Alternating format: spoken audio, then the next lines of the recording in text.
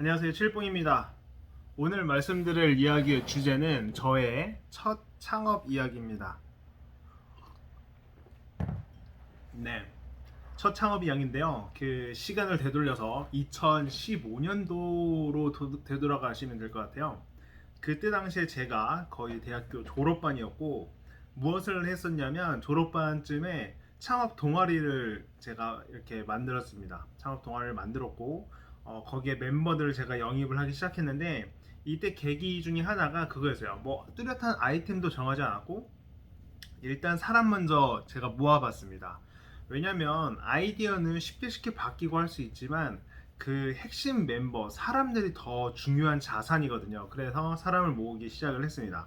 그래서 여러 분야의 그 지나가는 사람마다 창업을 한다고 막 떠벌려 다녔고, 그 중에 한 명이 경영학과 후배, 우리 중국 쪽 이제 친구가 있는데 그 친구를 영입을 했고, 그 다음에 내가 디자인 쪽이 좀 약해서 어찌어찌 소개받아서 산디과 형님을 찾게 되었고, 그 다음에 영입을 했고, 그 다음에 제가 컴퓨터 분야에 뭔가 IT 기반의 뭔가를 만들고 싶어서 제가 컴퓨터공학과에 수강을 신청을 했습니다. 네, 수강을 신청을 했고, 저는 정말 아무것도 모르는 상태에서 나도 한번 배우고 싶다라는 그 정도만 해서 갔고, 그 중에서 가장 그 프로그래밍을 잘하는 친구를 꼬셔서 저희 창업팀에 합류하게 만들었습니다. 지금 생각해보면 참 유치뽕짝이긴 한데, 어쨌거나 그렇게 4명의 멤버가 모였고, 창업 동아리를 시작을 했습니다. 그때 여러 가지 아이템을 만들어서 저희 회사 이름도 정했는데, 저희 회사 이름이 A 라이브라는 회사거든요. A 태그 라이브인데요.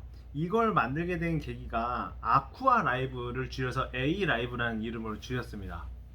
그때 제가 대학생 시절 아이디어는 뭐였냐면, 아쿠아 라이브, 그 우리 수족관 같은 데 있잖아요. 어항 키우시는 분도 있고 이제 횟집에 수족관들이 있는데, 사실 그런 염려 한번 해본 적 없으세요? 아, 이 수족관 진짜 깨끗한가? 수질 진짜 깨끗하게 유지되는 거 맞나?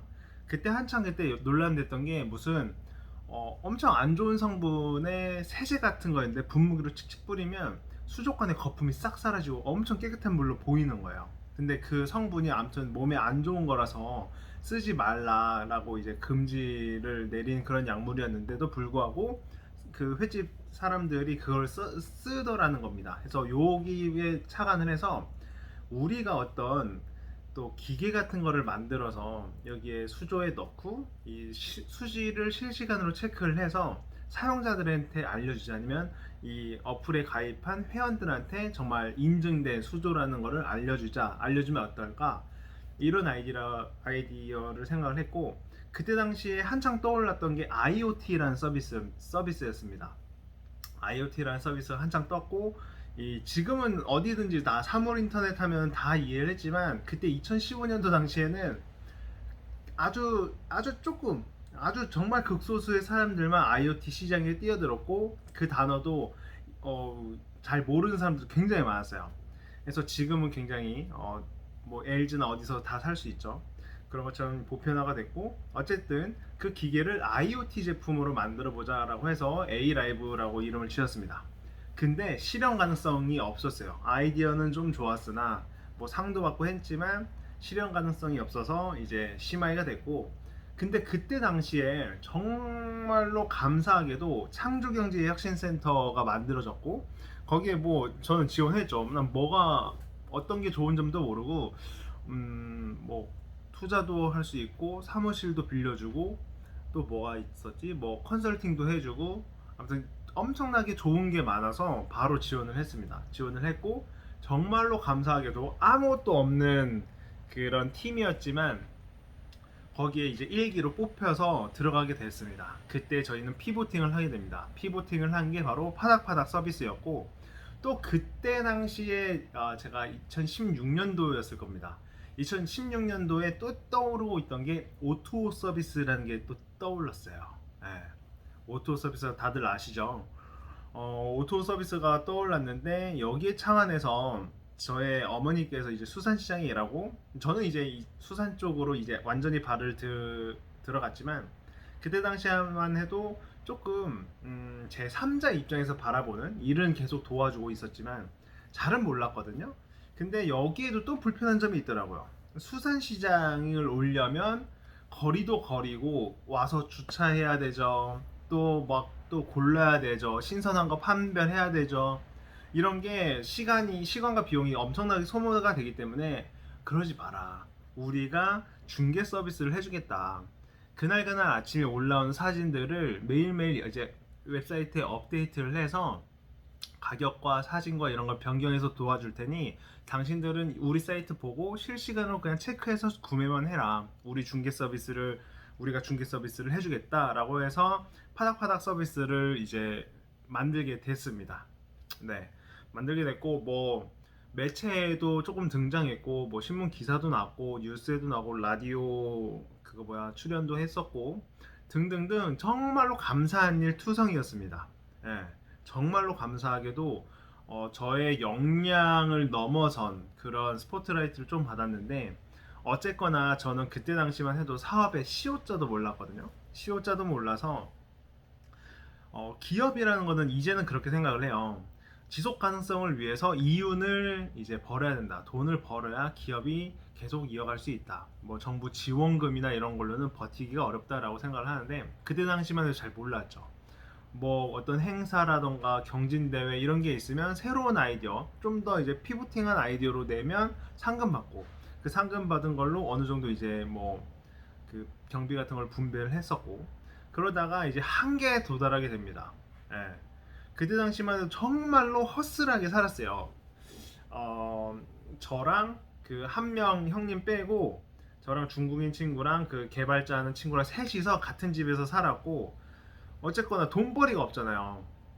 중개 서비스라고 해도 수수료 싸움이긴 한데 수수료가 고정이어서 이거를 엄청나게 매출을 늘리지 않는 이상 인건비를 충당하기는 굉장히 힘든 구조였습니다.